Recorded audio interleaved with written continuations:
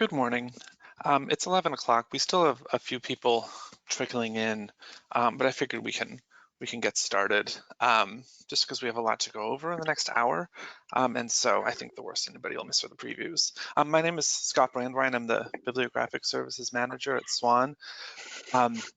We are doing a bit of a new thing with our Fireside chat, sort of a round robin of sort of emceeing and curating. So I drew the short straw this month. And so let's get right into it. So we are going to be covering a number of topics today. The first thing we're going to do is I'm going to turn it over to Aaron, who's going to talk about our usual, COVID suite of topics. The changes to the Rails recommended quarantine period, some CPL and non-SWAN reciprocal borrowing policy changes, reopenings, and Bensonville Community Public Library was in the news recently, which is pretty neat. I'll take it over then again to go over some projects that Bibliographic Services has going on. Kind of one of the benefits of curating this is that I can make it all about us. So we'll talk about that. And that'll include updates on some call number stuff, serial stuff, and Blue Cloud acquisitions, which I know a lot of people are interested in. So that should be kind of neat. We're going to talk about statistics, and then Tara Wood will give an update on Aspen before we do a preview of upcoming events and meetings for the next month. So Aaron, do you want to take it away? Sure thing. Hello, everybody. My name is Aaron Skog. I'm the SWAN Executive Director. Hopefully you all know me by now. So in case you have not heard this, there was a Rails announcement in the reduction of their quarantine period for the use of within their delivery service. So this was announced last week. I want to say it was just a week ago, on the 16th. So we felt we'll use our Fireside to conduct some polls right now, because there are a number of things within the system that we would consider changing, but we don't want to do this without a little bit of feedback from membership. So we do now in our Firesides take some time to construct some kind of on-the-spot polling. So again, this is just sort of take the temperature of those in attendance. So let's move on, Scott. I think we're going to need to do these polls. So these polling questions that we're going to be running past you is asking you what your current quarantine period is, and then when the Rails delivery goes to 24 hours, are you going to change that? So that is happening tomorrow. That change goes into effect tomorrow, February 24th. And then the third one is only libraries with fines.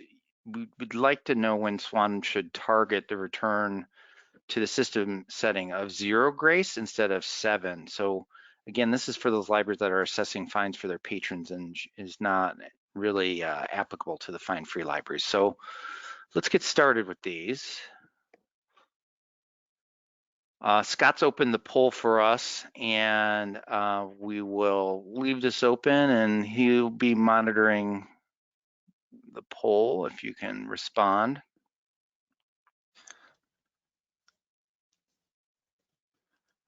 Let me open it up. Let's see. Yeah, we're at about almost 80%. Yeah, I'm checking. That's pretty good. 82. Well, a few more folks voting here.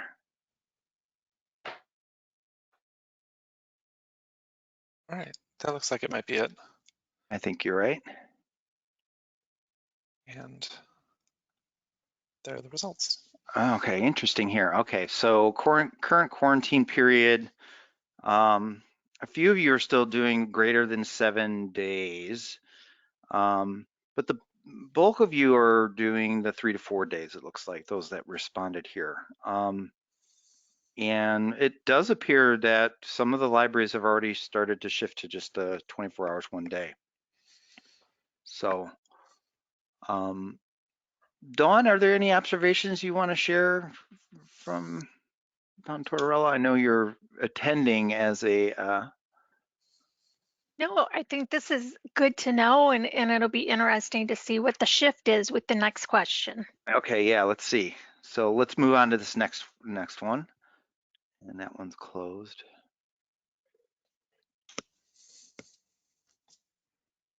All right, this one's now open.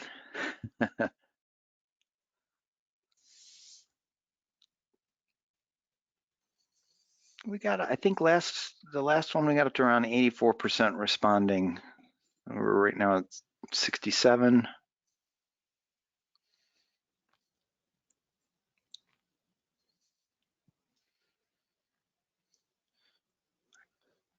Yeah, All I right, think, there we go. yeah. Okay, wow.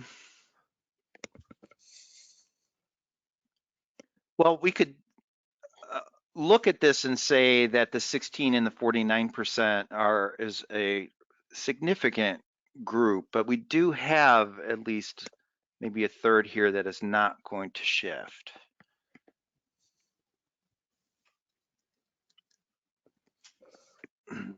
So we're somewhat divided.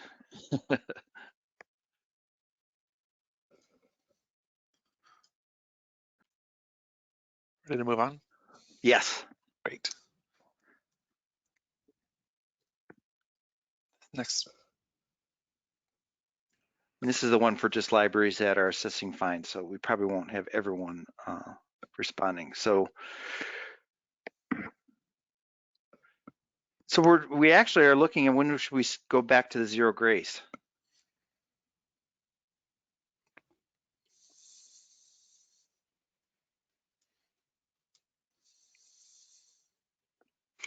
Yeah, and just as a reminder, we went to that 7-day system-wide grace period when we were all required to quarantine, and we couldn't touch materials, and we wanted to make it convenient for our patrons to not be assessed those fines. But now that we're moving in this direction, we kind of want to see where people are that do assess fines, how soon you want to get back to our regular system configuration. Mm-hmm.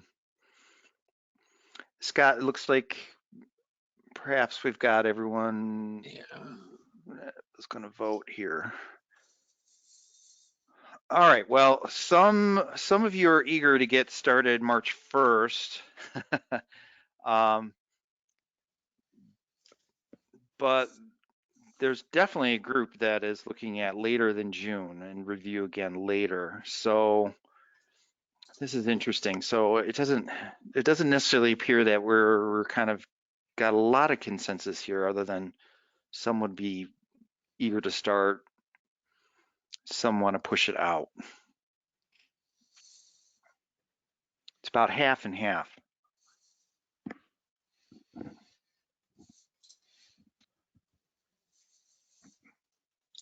Oh, we have another question here.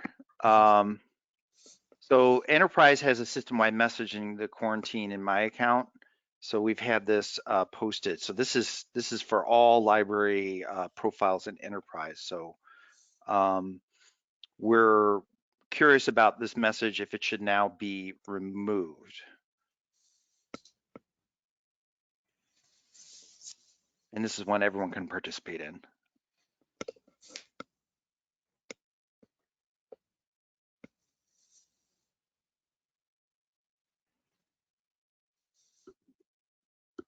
And looking at around 80% voted. We've been getting up to like 84.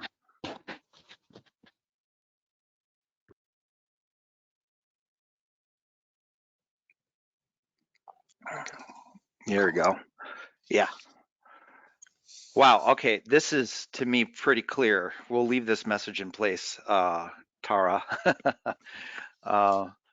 And thank you, Scott, for running those polls. Is there? I think that concludes them. And is there one Yes, more? I think we have that's one. it. That's it. Okay. So one other thing that's related to basically our pandemic footing is what was happening with our non-SWAN libraries reciprocal borrowers, which are comprised of two groups, the Chicago profile and then the non-SWAN libraries are also in limits. So we've, after starting to get some feedback from some of our libraries, and actually we did hear from at least one or two patrons themselves who reached out to SWAN that were not in SWAN. The number of holds we've raised from 5 to 8 for the Chicago patrons. And this was something that Chicago had also raised. So Chicago went from 5 to 8. So we have been taking the approach of just trying to match what Chicago Public Library is doing as far as, you know, maximum number of items that could be checked out and the hold. So we did put that in place. That's currently in effect. And the block on overdue was raised from 5 to 10 items. So the fine free still blocks with the one item overdue at 21 days. So some of the numbers we were looking at since we put this in place on the 15th, we've been sort of just keeping an eye on it. We did it quietly, but we wanted to just sort of see what it would mean as far as the number of Chicago patrons that are, you know, suddenly taking advantage of this limit. So really, there's only 23 patrons that have greater than 5 active holds. So it's not a huge number, but I think it's just worth noting that without really an announcement, some of them have already taken advantage of this, but it's not a huge number. And for the non-SWAN library patrons, we have 22 that have greater than 5. So Dawn, I don't know if there's anything else you wanted to note about these numbers here, but I do think it's, you know, raising this is good for them, but it's, you know, being taken advantage of by just a very small number of these users. Right, and we didn't analyze those 23 and 22 patrons to see if those holds over the previous limit of 5 were placed by staff or directly by patrons either. So we don't really know that. We just know that of all of our non-SWAN reciprocal borrowers, we have 45 that have between 5 and 8 holds currently. And just 1.2% of these active holds are these reciprocal borrowers outside of SWAN. Ready to move on? All right, so just a monthly reminder, if your library is reopening, that we would ask that you verify and update our library status listings, and then also notify Rails of any delivery changes if you're looking to restart or stop. And then one thing that we're also asking is that the curbside communicator that SWAN was providing last year, as of January 1, we're now billing libraries for the use of curbside communicator. So if you have stopped using it, you got to let us know, and then you won't be billed for it. So just make sure to take a look at that. And then also we want to make sure with an opt-in to restart debt collect and resume hold notifications. So just noting that all regions now are in phase 4, and that's just the, you know, part of the ongoing pandemic phases that we keep moving in and out of.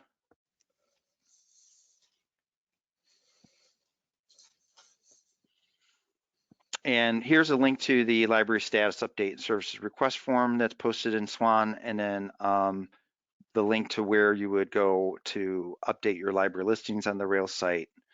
And if necessary, you want to stop delivery, you can inform Rails. Here's the URL for that. So these slides will be posted at the conclusion of the Fireside. We'll also post the recording. So if you're scrambling to get these URLs, just know we'll have the PDF version of these slides posted, and you can get the URLs from there.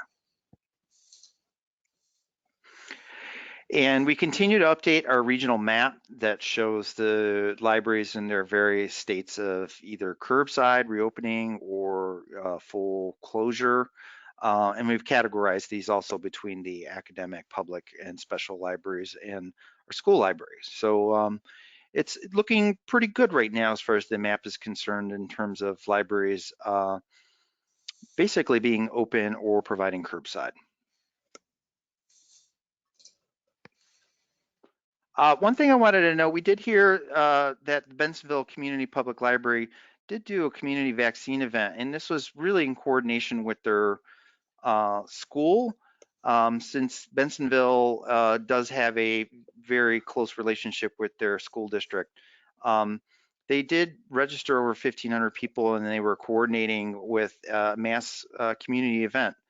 And also included their staff and Wooddale Library staff. So just wanted to note that. We thought it was a really interesting event that Bensenville put together. So just maybe something that some libraries would consider. Certainly SWAN itself, SWAN libraries span 4 counties. So right now, I think the main thing that Cook County, libraries in Cook County are contending with is that library staff aren't necessarily eligible for the vaccine as essential workers at this stage. But we're going to keep monitoring this, but it seemed like a worthwhile event to share with you all. So Scott, back to you. I'm done with those pandemic updates. Great. Thanks. Before I get into this, I just wanted to remind everyone that you can post questions in your little questions panel, and we will try to answer those as they come in. We haven't gotten any, so I just wanted to remind you that that's there and available, and we are watching it. I'm going to go into some of the projects that Bibliographic Services has been working on. I'm going to invite a couple of my team members to share with you. So I'm going to pass the torch right now to Claudia, who is going to talk about serials training and cleanup. Hello, everybody. This is Claudia Nixon, Bibliographic Service Consultant, and I want to talk a little bit about the serials call number webinars we have been offering. The idea of putting together a webinar on serials call numbers emerged from the recent migration. We noticed many discrepancies throughout the consortium in the way call numbers were being formatted, and we also attributed this to the complexity of serials. So we decided to offer several of these training sessions with a limited number of libraries attending each session. We scheduled a total of 9 webinars with 2 still to go, and total number of attendees 124 so far, representing 90 SWAN libraries. The next session is on February 26th and then on March 3rd. We are still reaching out to a few libraries that have not confirmed participation. Right, so auditing process. Now that almost all libraries have attended the webinars, we will closely monitor the weeklies for consistency and reach out with anything that requires attention. Also, the next step will be sending out a survey about each library's retention policy so we can target some older records for database cleanup. Right, that about sums it up. We're hoping that this makes an impact. I mean, we've had a lot of good feedback from these webinars so far. People seem to appreciate the refreshers in general. And so now, I mean, this next step really is for us to just buckle down and keep really close eye on these on incoming records, which is a time-consuming process, but we hope it'll pay off in the long run, just with regard to patrons having an easier time placing holds on these periodical items. And yeah, so that survey is something that we'd like you to look out for. Basically, the questions in it are going to be about retention policies, but also we're going to add maybe a couple of sort of feeler questions about how you prefer OCLC holdings to be handled with regard to periodicals. And maybe 1 or 2 other things. It'll be very brief though, but we do hope to get responses from from every library on it. And so because we're going to use the data that you provide us to try to target some cleanup, and we don't want to waste our time or yours looking at records that everybody's aware that are there and that definitely should be there. So it'll be sort of a way to filter out the bank of things we need to look at. So sort of along, well, similar lines, we've been doing a lot of call number cleanup with regard to volume information. And a lot of you have heard me talk about this already, but we've made some good progress on it over the past couple of weeks, so I just wanted to go over it again. So we've had a sort of flood of reports back in December into January about holds that were placed on items with volume information that didn't need to be there. That it's sort of hard to explain without a visual, but basically, if there is a volume indicator in a call number, then that is what creates the dropdown in the enterprise holds interface for patrons to select volume 1 or January 2021, whatever it is. But if that indicator is not necessary to be there, it's sort of splitting copies up into two camps. So for example, if I've cataloged volume 1 of a graphic novel, and it's just a catalog record for the first issue, the first collection, volume 1 only. All of the call numbers are going to say volume 1 in them, maybe not all of them, but some of them, which is fine.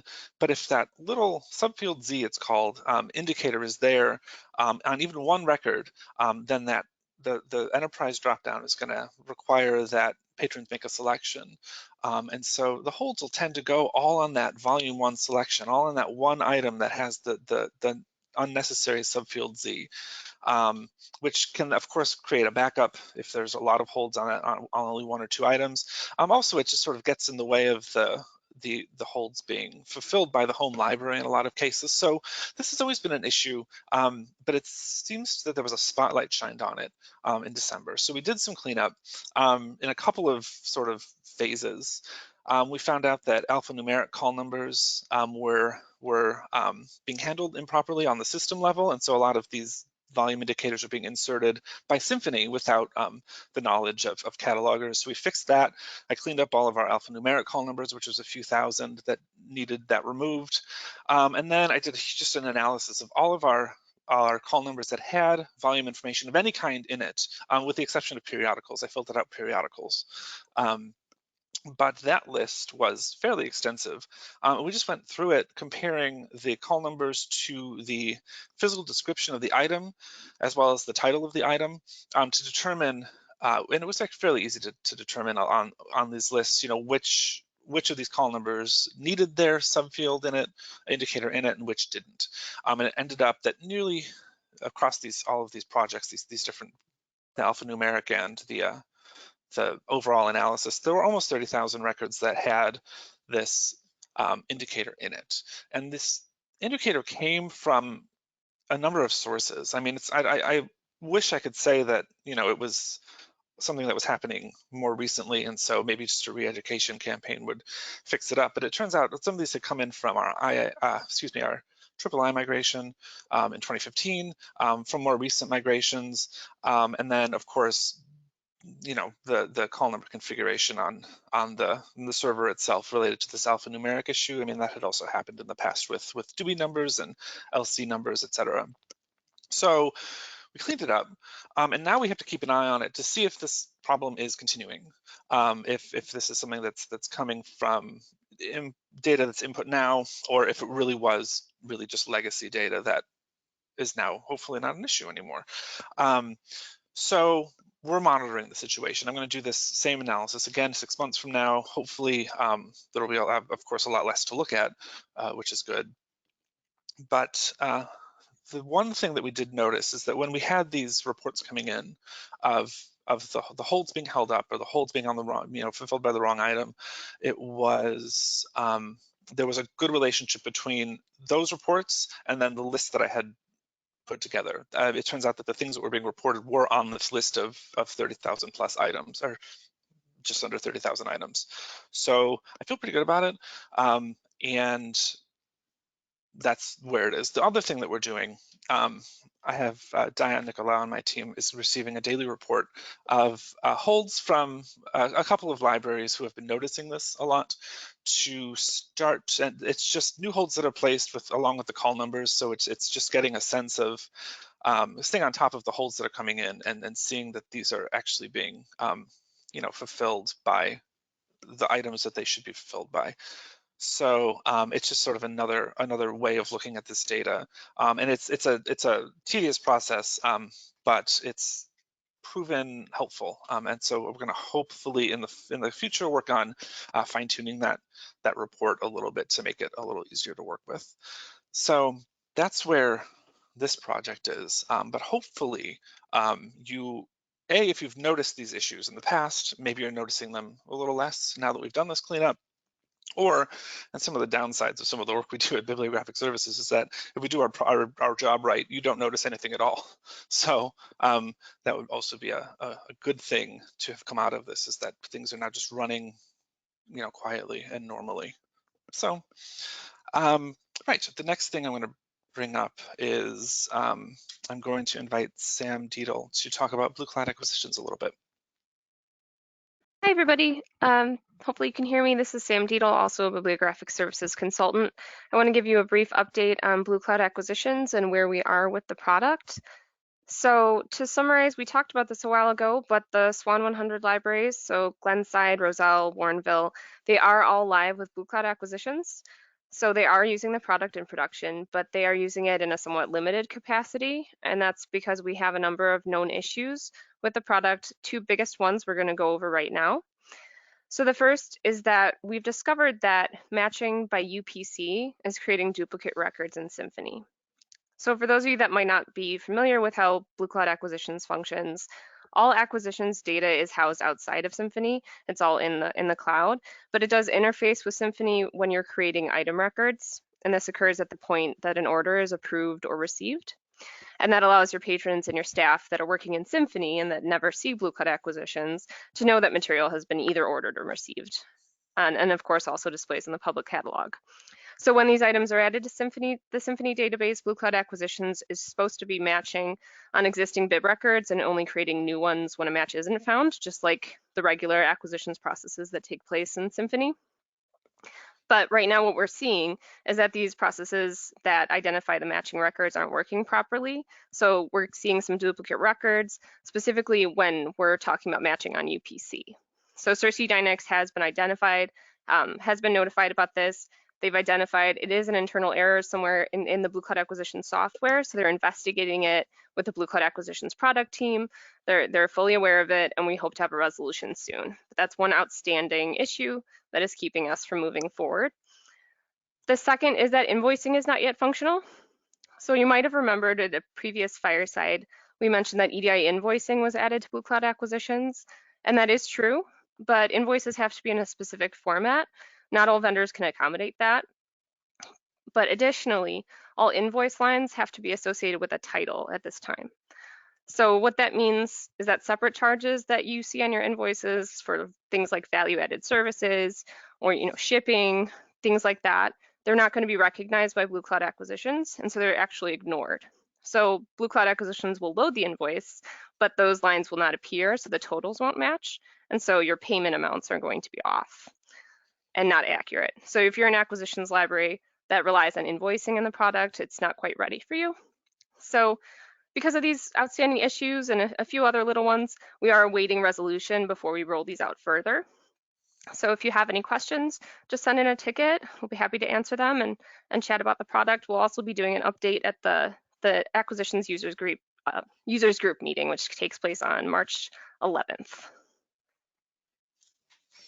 Thanks. And that's all I have. Great. Yes, I have nothing to add to that. But yeah, feel free to contact us if you have more questions about acquisitions. It's definitely something that we're all looking very closely at right now. And just the last point I wanted to bring up was sort of a plug. Sam and I did a presentation a couple of weeks ago at a conference that Amigos Library Services hosted called Moving On, Migrating Library Content and Data. That was the name of the conference. The presentation was called Front Loading the Work of Data Migration. And basically, over the past 5 or 6 years, we at SWAN have done almost a migration a year. And so we decided to just pull on some of that experience and put together a program for this conference, and I think it was fairly well received. Last week we sort of redid it. We recorded it. Now the recording's not up yet, but it will be fairly soon. Hopefully I can get that up today, actually. So I'd encourage everyone to, if you're interested in how these migrations work, particularly the migration of a library into SWAN. It's less about ILS migrations. You might want to check it out. It is probably good background listening. It's about 40 minutes long, but we talk about data profiling of particularly item data, patron data, of course, bibliographic merging, which is something I've learned a lot about in the past couple of years, and then how we handle OCLC holdings for on behalf of all of you, actually, but also on behalf of incoming libraries. So we'll send out a message when that's available, but it should be pretty interesting listening if you're up for it. And now we're going to talk about some stats. And I forget who was going to take this. Aaron, was that you? Sure. These are stats also that Dawn Tortorella has been putting together for us. So I think this is just an overall, it's a good, kind of way just to sort of see, how SWAN is a sort of a whole is sort of recovering, or our collective work within the pandemic. So one thing that is of note that in February, just last week, we did have our largest circulation since November. So that, I think that is a hopeful sign that library services are somewhat returning back to normal, but we are still far below, I would say, 2020 or 2019 numbers. And this is evidence of some of that. So some of the circulation and transit. So we're at roughly around 51% of the 2019 numbers. And resource sharing air transit is a little higher than that. So the resource sharing does continue, so around 65%. Hold continues to be very strong, and I think that that is just, an example that patrons that probably would normally were coming into libraries are now transitioning to placing holds in the catalog. So that's either through your direct, instruction, but we are seeing, good evidence that this is taking place. And I think we're looking at the numbers seem to be consistent around, I think we're saying 34,000 users picking up holds. So total within the consortium. All right, and now, thanks. I will pass the torch once again to Tara Wood to talk about Aspen. Are you ready, Tara? Yeah, can you hear me? Mm-hmm. Okay, great. So we are continuing with the Aspen pilot. This week we will have completed 3 rounds of usability testing. It's been a whirlwind of 3 rounds of testing in 3 weeks, which I don't recommend. It's been a lot. But we have already completed testing with Downers Grove and Tinley Park, and then this week with Villa Park we'll be testing patrons using mobile devices, specifically we recruited patrons to use their smartphones.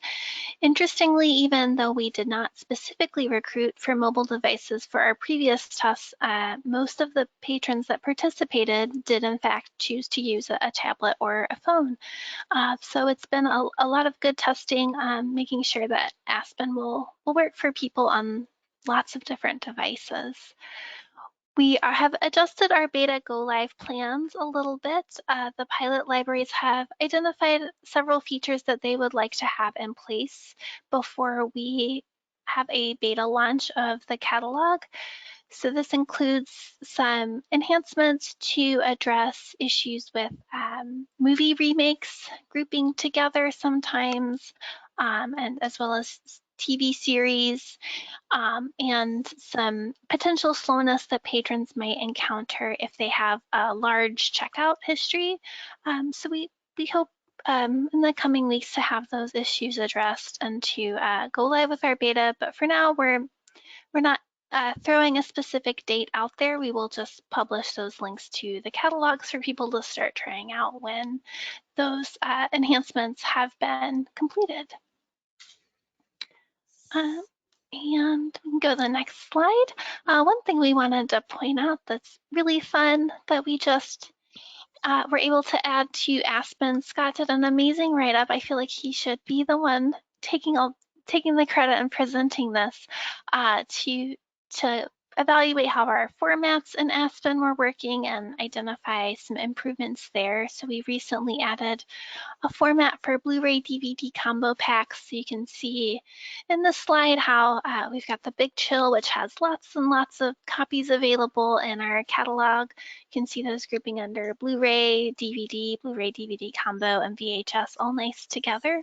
And yes, there really is some VHS floating out around there for that particular movie. If you want to go to the next slide, Scott, I can show you here. I actually couldn't fit all of those in one screenshot for Enterprise, but you can kind of see the difference there, how those formats will display.